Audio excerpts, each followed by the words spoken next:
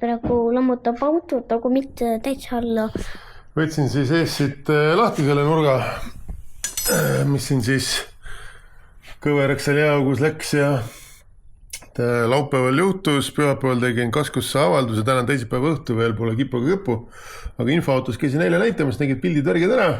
Siit lahti tulemise, tuule lahti võtmisega selgus veel, et siin on natuke veel plastikut katki ja siis siin ees on see tala, mille külles see, mis on siis see põhiline stang ei öelda, et see on siis vajunud siit natukene ülespoole ja tahapoole vastu ratast, et see on päris tugev, et ma nüüd mõtlesin, et ma võtan selle rädiki igaks juhul küljest ära, et ma seda ära ei lõhu. Ja siis võtsan aiaposti, mis mul siin on, ja panen ta siia kinni kuidagi. Siit panen näiteks mingi vihma, et ta seisaks siin keskele määrmine. Siit saab teha sellest keermelatist kambri ilusti. Ja siis proovin kangutada seda natuke tagasi, et saaks siis normaalselt sõita, et ratas vastu ei käiks. Ratas oli siin nii palju juba vastu käinud, et siin tegelikult üks polt on pea oli nii ära kulunud, et ma ei saanudki seda lahti. See on siin koos ühe teise plastiktükiga küljes kinni praegu.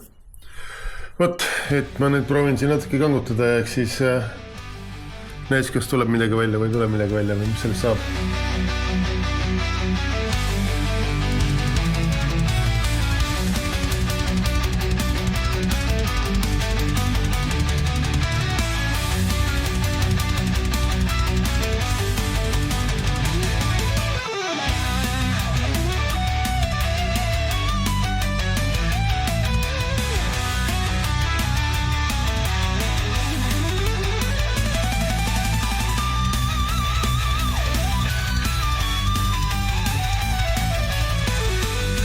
Siin on nüüd päris siuke natuke porin, aga päris kena siuke väike nipuka parandus on, et arvid teevad ilusamaks, et nagu võistlusmasinate puhul ongi, et kui võistluse läheb katki, siis käepäraste vahenditega tehakse korda ja kui see auto pärast muuseumisse läheb, ega seda siis korda tehta, vaid see jääbki siis nende armidega, et kaunistada.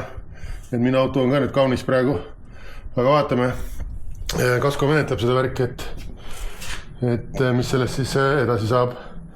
Siis põhjakaitseid pani natukene alla juurde, on siis mootorikaitse ja vahekasti kaitse ja mingi kaitse veel. Paagikaitset ei ole veel pannud, see on seal, ma veel ei tea, kas ma tahan panna või mitte, sest et originaalis on tal paagikaitse olemas, aga võib-olla panen siukse kasti panin siia külge. See on ATV kast, kunagi nad olid mul lukku, see on küll lukku mõnd selle, kohe teeme lahti.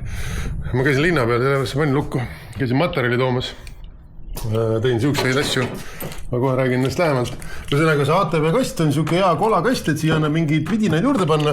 Kunagi ma ostsin, kui mul pistik-hübriid Defender oli, et siis sai laadimisjuhtid siia panna. Ja nüüd on siin üks vana Vinci nöör.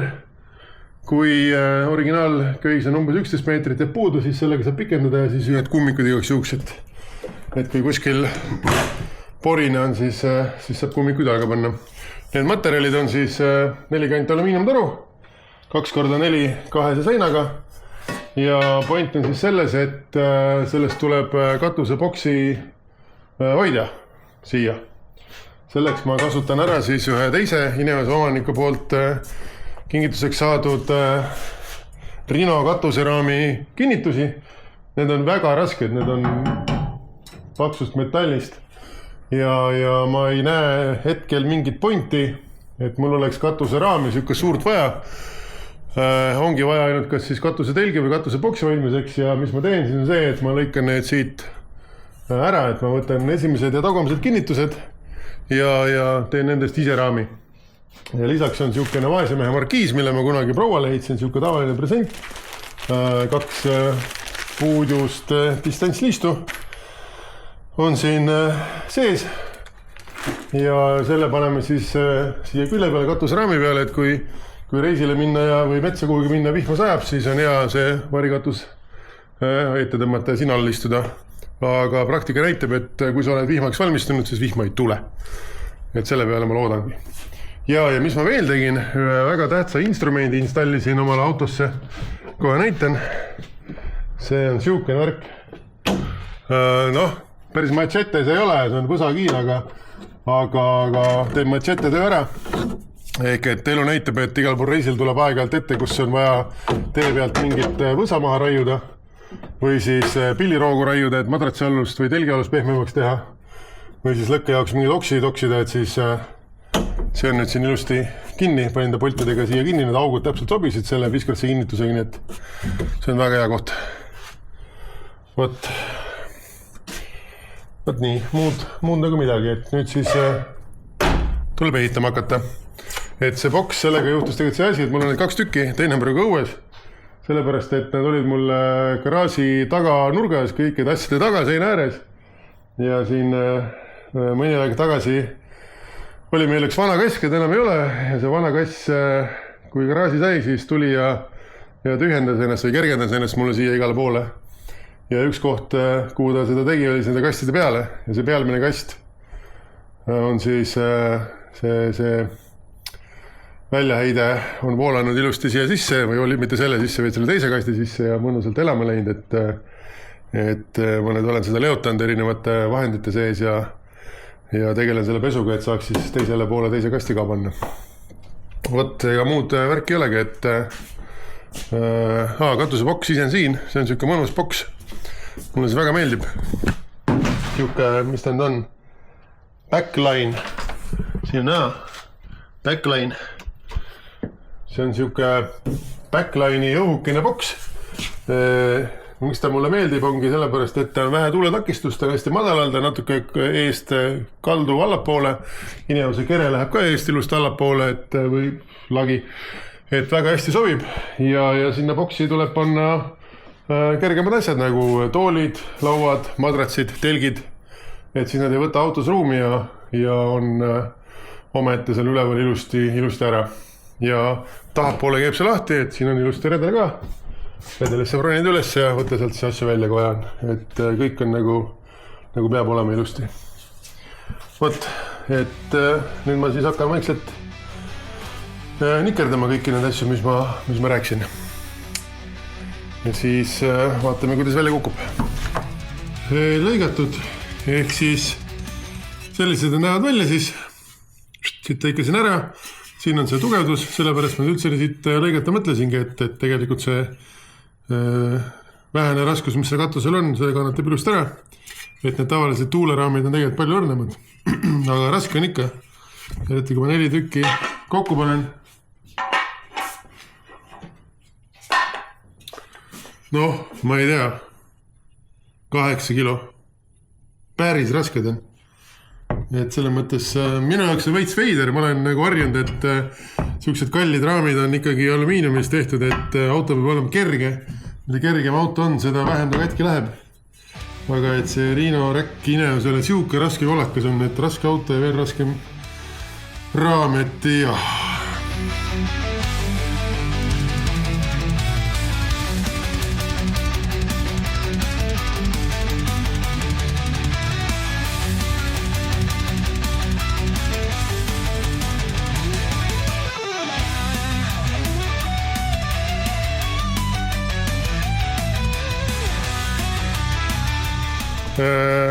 On häid uudiseid ja on mitte nii häid uudiseid.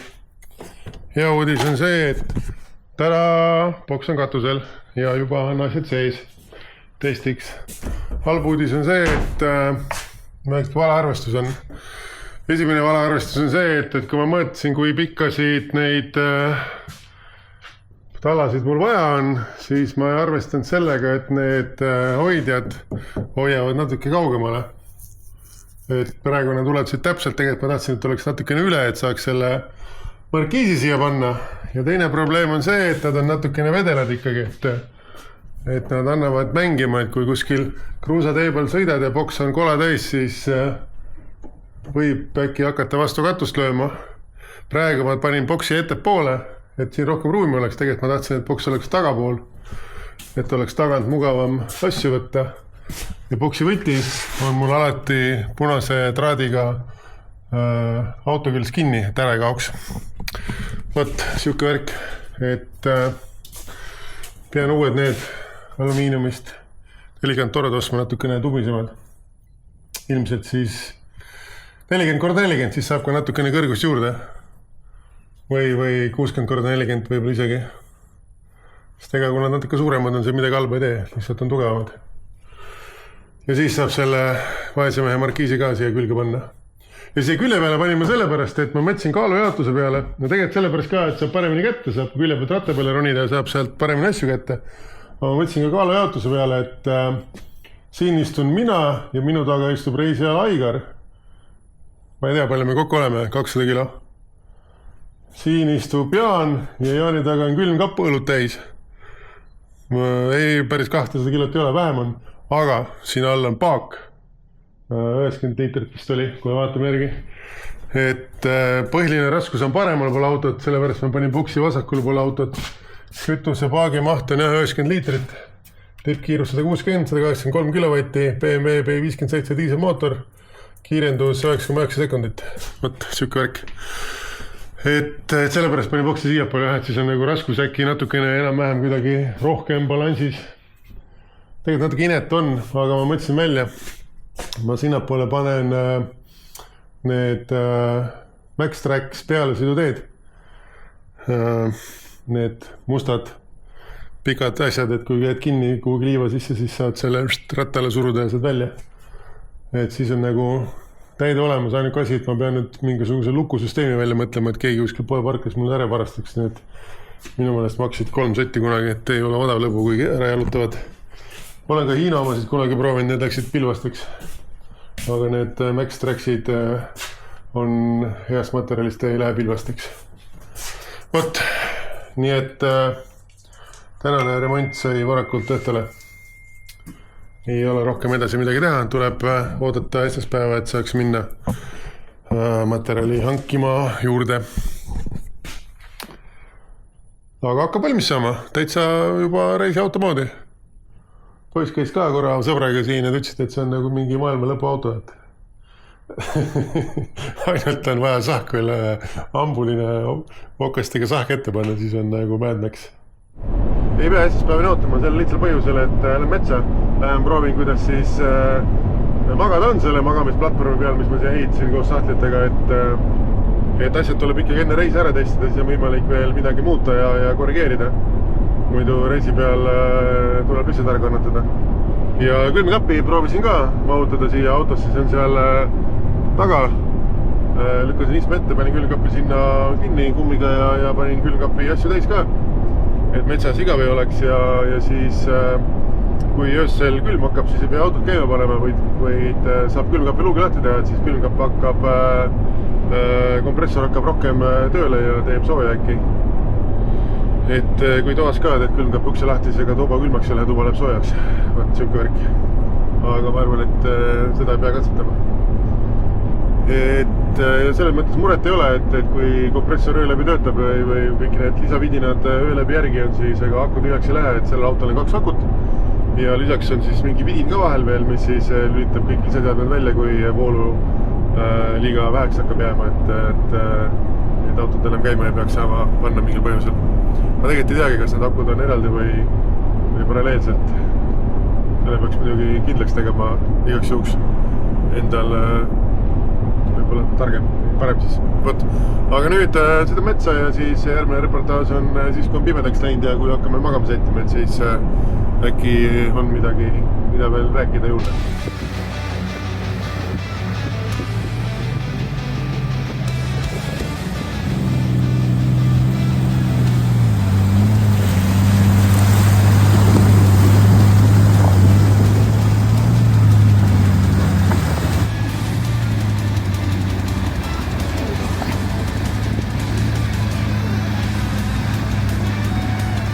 Nii, aeg on nüüd tuttu ennast seada, et selle mõttes on täitsa okei, et selle keskmise istme peatugi on siin, siia peale panen jope, jalad lähevad siia peale, siis see madrats, mis mul siin on, siuke IKEA-st võetud laste mängumadrats, läheb ilusti siia niimoodi peale. Mingid asjad ette kätte. vot niimoodi, et väga tips-tops. Ja siis ise magan siin nüüd niimoodi. Et ma arvan, et ei hullu. Võiks ära magada küll. Veits pime on siin, kõik valgustus on eespool ääres. Et ainuke asi, mis siin tuleb teha, on see, et see madras, mis siin on, siit tuleks siuke tükk välja lõigata, siis saaks siit nagu jalad ilusti panna ja see magamisosa jääks siia ilusti alles. Vot, aga kui enne näed, siis hommikul. Ja vaatame, mis muljed siis on. Nii et head ööd. Hommikul näen. Öö oli jahedavõitu. Külm ei olnud, jahe oli. Võtsin vale magamiskoti kaasa, mis oli liiga lühikene. Et sisse pugemda pikkuselt ei mahtunud ja kui jalad välja sürjutasin, siis hakkas varvastel külm. Või siis kui varvast taga magamiskotti kaasa tõmbasin, hakkas õlgadel külm. Aga muidu moodi töötas. Nii et võib minna sellega reisile küll. Vot, õuvered naabda.